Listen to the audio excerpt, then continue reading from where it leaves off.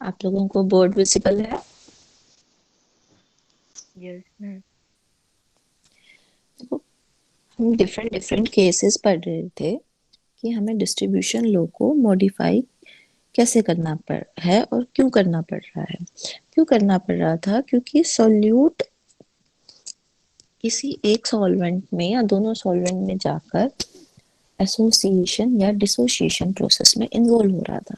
अगर ऐसा होता है तो हमारा डिस्ट्रीब्यूशन लॉ वैलिड नहीं रहता, जिसकी वजह से हमें क्या करना पड़ रहा था, डिस्ट्रीब्यूशन लॉ को मॉडिफाई करना पड़ा था।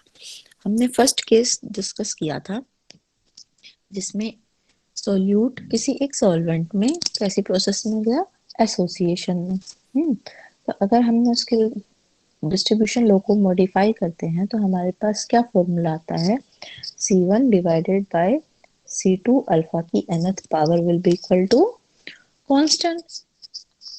आज हमें डिस्कस करना है सेकंड केस हमारा, जो क्या है कि अगर सॉल्यूट डिसोसिएशन प्रोसेस में इन्वॉल्व हो वन ऑफ द सॉल्वेंट में। एसोसिएशन में क्या होता है कि n number of molecules combine होके एक कॉम्प्लेक्स क्रिएट करते हैं।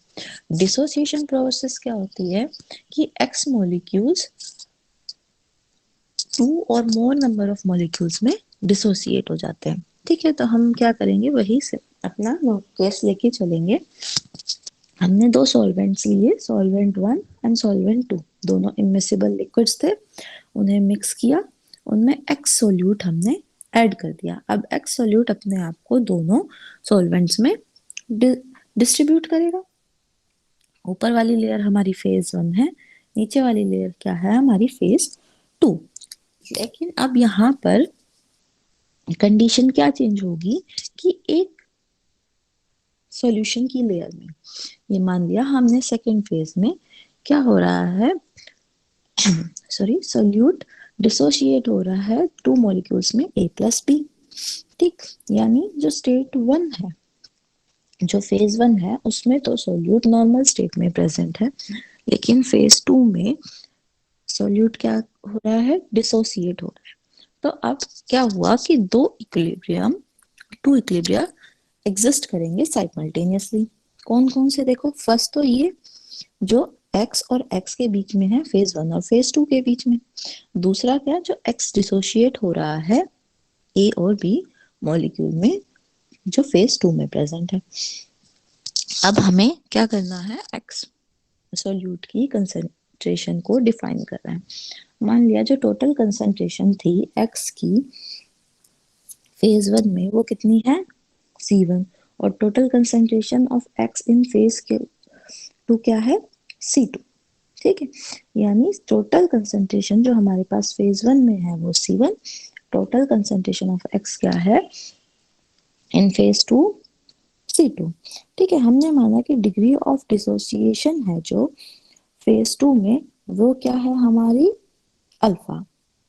ठीक है, अब हमें ये देखना है कि हमारे पास जो अनडिसोसिएटेड मॉलिक्यूल्स हैं वो कितनी, क्या कहते हैं, अमाउंट में हमारे पास फेज टू में होंगे। देखो, अगर हम इस रिएक्शन को नॉर्मली कंसीडर करते हैं, हमारे पास ये रिएक्शन है। ठीक है, स्टार्टिंग में हम क्या कहते हैं कि हमारे पास जो रिएक्टेंट होता है सिर्फ उसी की कंसंट्रेशन होती है, वन, हमने मान लिया वन थी उस टाइम पे, ये 0 0 हो गए। ठीक है, अब थोड़े टाइम के बाद मान लिया कि ये दोनों अल्फा अल्फा बने, तो एक्स कितना बचा होगा, वन माइनस अल्फा। ठीक है, एक्स कितना बचा, वन माइनस अल्फा। अब हमारे पास एक्स की कंसंट्रेशन कितनी है ओरिजिनली, C2, तो इनकी भी क्या हो जाएगी, C2। तो यानी हमारे पास आफ्टर टाइम t, अगर हम ये देखें कि एक्स मॉलिक्यूल की अनडिसोशिएटेड मॉलिक्यूल्स की कंसंट्रेशन कितनी होगी, तो वो कितनी है, C2 × 1 - अल्फा। ठीक है, अब हमें क्या करना है, अब हमें डिस्ट्रीब्यूशन लॉ अप्लाई करना है। ठीक है, अब देखो डिस्ट्रीब्यूशन लॉ कहाँ लगेगा, वो तो इस इक्विलिब्रियम पे लगेगा। हमने इस इक्विलिब्रियम पे डिस्ट्रीब्यूशन लॉ लगा दिया। देखो कैसे लगेगा, C1 concentration of x In phase 1, concentration of undissociated molecules. In phase 2, undissociated molecules है, यही तो नॉर्मल एक्स स्टेट में प्रेजेंट है ना, डिस्ट्रीब्यूशन लो तो इन्हें ही कंसीडर करता है। तो हमारे पास क्या फॉर्मूला आ गया, C1 divided by C2 into 1 minus alpha. अच्छा, ये फॉर्मूला हमारे पास कब आया, जब फेज 2 में डिसोसिएशन हो रहा हो। मान लो ऐसा भी केस आ सकता है ना, जिसके फेज 1 में डिसोसिएशन हो रहा हो, तो हमारे पास फॉर्मूला क्या चेंज हो जाएगा, C1 into 1 minus alpha divided by C2 is equal to K। यानी जिस भी फेज में आपका डिस्ट्रीब्यूशन हो रहा होगा, कंसंट्रेशन के साथ 1 माइनस अल्फा की टर्म मल्टीप्लाई में आ जाएगी। आया समझ में? Yes ma'am. अब देखो नेक्स्ट केस है आपका, जिनमें दोनों फेजेस में, फर्स्ट फेज में भी और सेकंड फेज में भी क्या हो रहा हो, डिसोसिएशन हो रहा हो। यानी अब की बार हमने टू इमिसिबल लिक्विड्स को मिक्स किया, सोल्यूट डाला, सोल्यूट ऐड कर दिया। अब सोल्यूट क्या है, दोनों फेजेस में डिस्ट्रीब्यूट हो रहा है, ठीक है। फर्स्ट फेज में भी ए प्लस बी मॉलिक्यूल में डिसोसिएट हो रहा है, सेकेंड फेज में भी ए प्लस बी मॉलिक्यूल में भी डिसोसिएट हो रहा है। अगर अब हम उसी तरीके से जैसे हमने लास्ट केस में सोल्यूट के अनडिसोसिएटेड मॉलिक्यूल्स की कंसेंट्रेशन निकाले, तो हमारे पास क्या आ जाएगी, C1 इंटू 1 माइनस अल्फा। और फेज 2 में निकालेंगे तो क्या आ जाएगी, C2 1 माइनस अल्फा। देखो अभी जैसे हमने लास्ट केस में किया कि एक्स मॉलिक्यूल किसमें डिसोसिएट हो रहा है, ए प्लस बी में, राइट।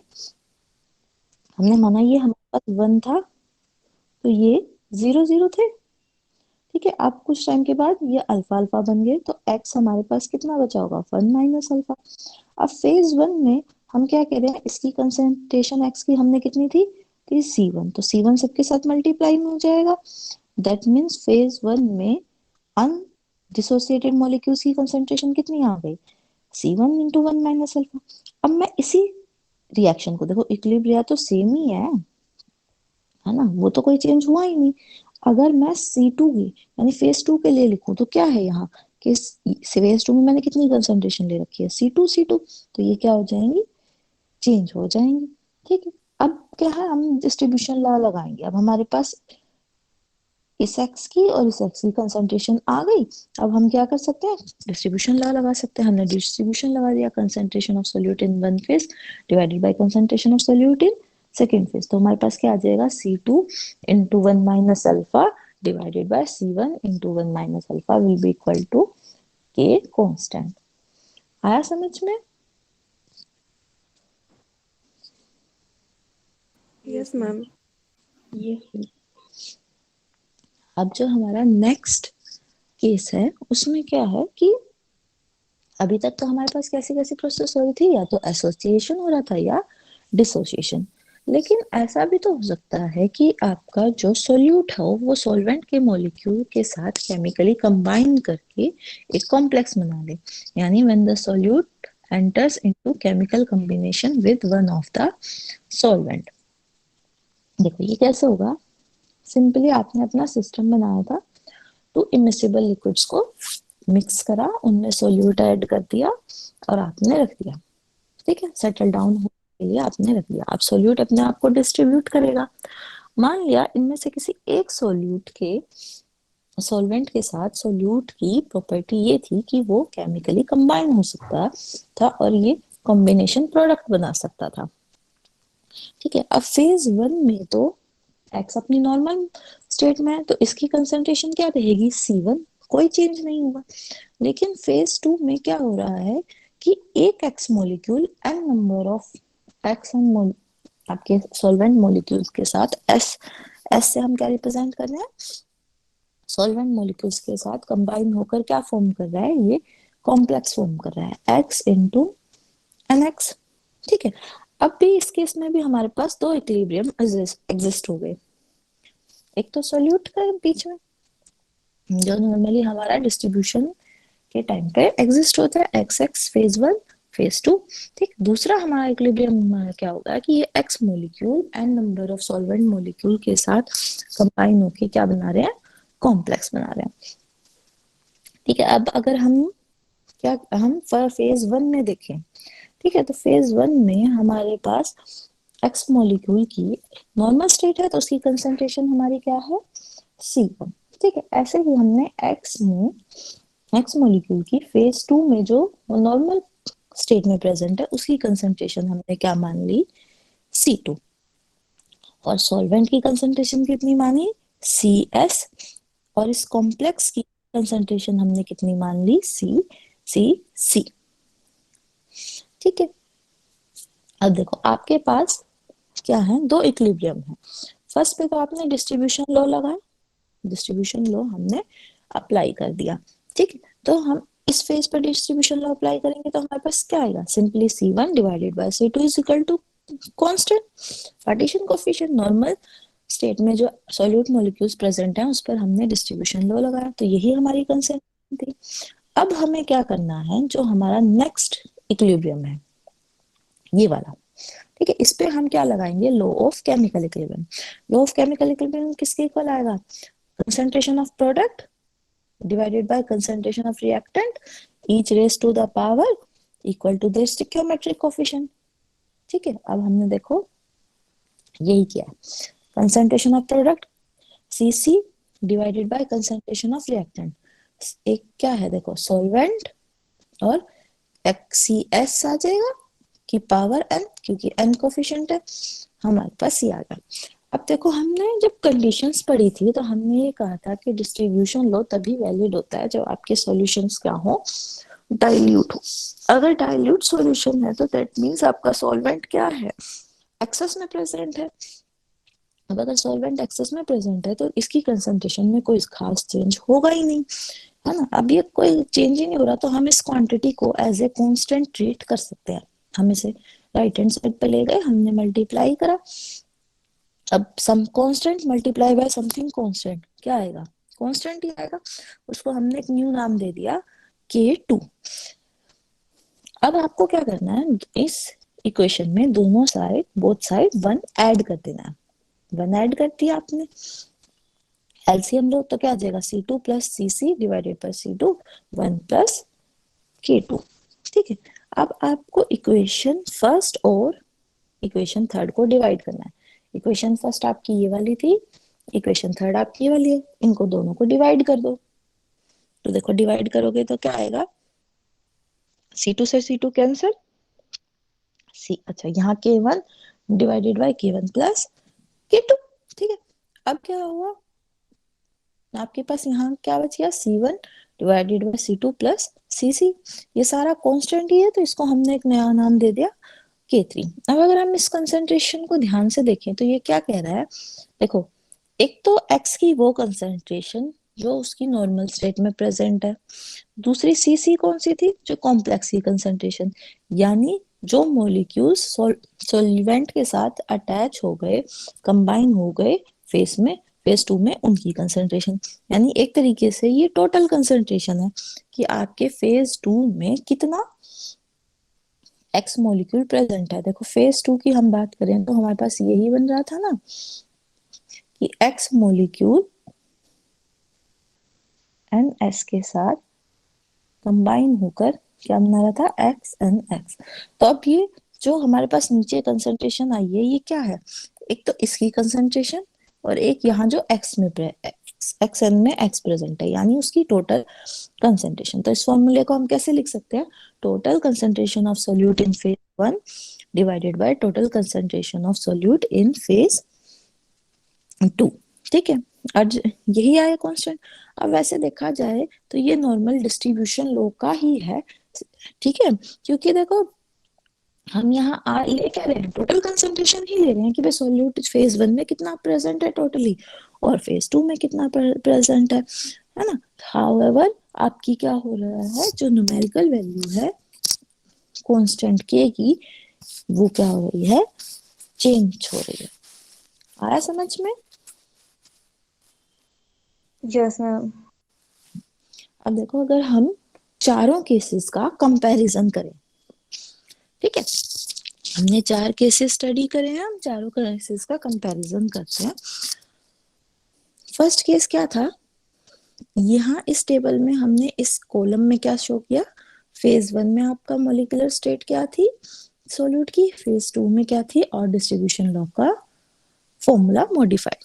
देखो फर्स्ट फेज में हमने क्या कहा था कि एक फेज में दोनों फेज नॉर्मल रहेंगे, नॉर्मल थे तो हमारे पास क्या आ रहा था, ये आ रहा था इसको formula C1/C2 is equal to K। Normally हमारे पास ये फॉर्मूला था। फिर हमने ऐसा पढ़ा कि वे एक फेज में एसोसिएट हो जाए, तो हमने फर्स्ट स्टेट में नॉर्मल रखा, सेकंड सॉल्वेंट में एसोसिएट कर दिया, तो हमारा फॉर्मूला कैसे चेंज हो गया, C1/C2 divided by nth power, अगर अल्फा की वैल्यू क्या है 1। अब फिर हमने क्या माना कि एक फेज में डिसोसिएट हो रहा है, तो हमारे पास क्या फॉर्मूला आ गया था, C1 divided by C2 1 minus alpha. और फिर अगर हमने माना कि एक फेज में कंबाइन हो रहा है, तो हमारे पास क्या फॉर्मूला आ गया था, C1 divided by C2 Cc is equal to K divided by 1 plus K2। ये थे आपके 4 डिफरेंट केसेस। अब हमें जो पढ़ना है वो नेक्स्ट हमारा टॉपिक है thermodynamic derivation of distribution law. ठीक है, अभी तो देखो हमने नॉर्मली डिस्ट्रीब्यूशन लॉ की डेफिनेशन पढ़ी, उसी के रिस्पेक्ट्स में हमने क्या किया, उसका फॉर्मूला स्टडी करा। अब हमें क्या करना है, थर्मोडायनेमिक डेरिवेशन डिराइव करना है। वो कैसे करेंगे हम, ये इस बात पर डिपेंड करता है कि अगर हमारे पास जो 2 इमिसिबल लिक्विड्स हैं, ठीक है, और अगर हम उन्हें सेम सॉल्यूट डिसॉल्व करते हैं तो उनका केमिकल पोटेंशियल सेम रहता है।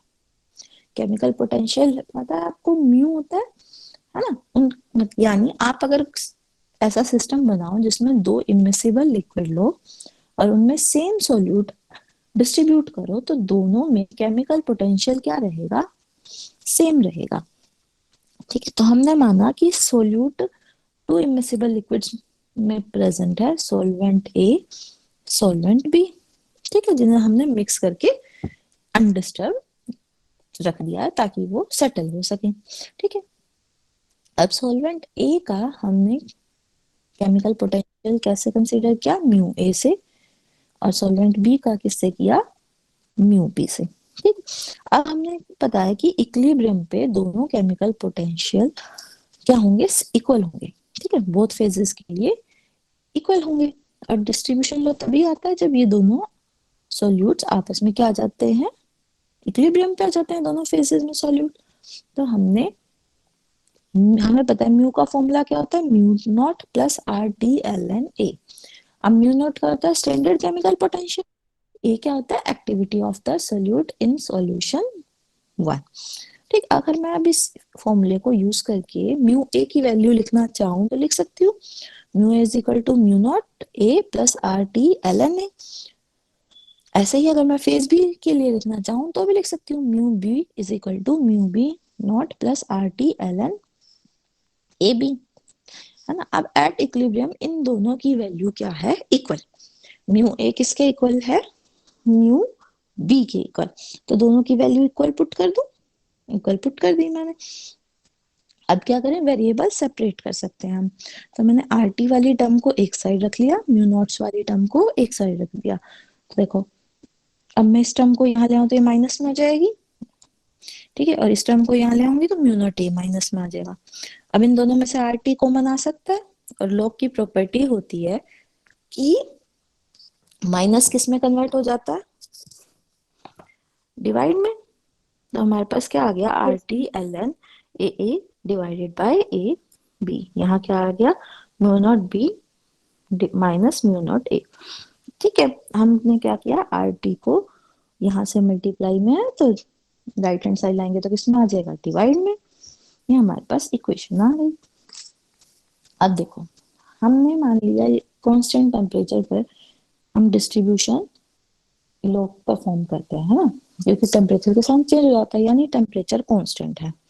तो एक कांस्टेंट टेम्परेचर के लिए म्यू नॉट ए और म्यू नॉट बी भी पर्टिकुलर सोल्यूट के लिए पर्टिकुलर सॉल्वेंट पे कांस्टेंट हो जाएंगे। ठीक है, आर टी पहले से ही कांस्टेंट है, ये कांस्टेंट है, ये भी कांस्टेंट हो गए, तो टोटल क्या आ जाएगी, कांस्टेंट क्वांटिटी। ठीक है, अब अगर मान लो मैं इस टर्म का एंटीलॉग लूं, ठीक है, मैंने इस टर्म का एंटीलॉग लिया, तो इसका भी एंटीलॉग आएगा कौन, कांस्टेंट टर्म का। अब कांस्टेंट टर्म का एंटीलॉग भी एक कांस्टेंट क्वांटिटी ही आएगी। अगर आपको पता है, अगर आपके सॉल्यूशंस डाइल्यूट होते हैं, तो डाइल्यूट सॉल्यूशन में एक्टिविटी किसके इक्वल आ जाती है, कंसंट्रेशन के। ठीक है, और डिस्ट्रीब्यूशन लॉ की तो ये कंडीशन ही होती है कि आप डिस्ट्रीब्यूशन लॉ का परफॉर्म कर सकते हो जब आपके सॉल्यूशन क्या हो, डाइल्यूट हो। तो एक्टिविटीज को हम किससे रिप्लेस कर सकते हैं, कंसंट्रेशन से। तो हमारे पास क्या आ गया, concentration A divided by concentration B will be equal to constant quantity के, और ये के ही क्या है हमारा, पार्टीशन फंक्शन। तो हमने थर्मोडायनेमिकली केमिकल पोटेंशियल को यूज कर कर भी हमने केमिकल पोटेंशियल से यूज करके हमने क्या किया, डिस्ट्रीब्यूशन लॉ की वैल्यू कैलकुलेट कर ली। आया समझ में। Yes ma'am. ठीक है, ये इंपॉर्टेंट टॉपिक है, derivation of distribution law thermodynamically.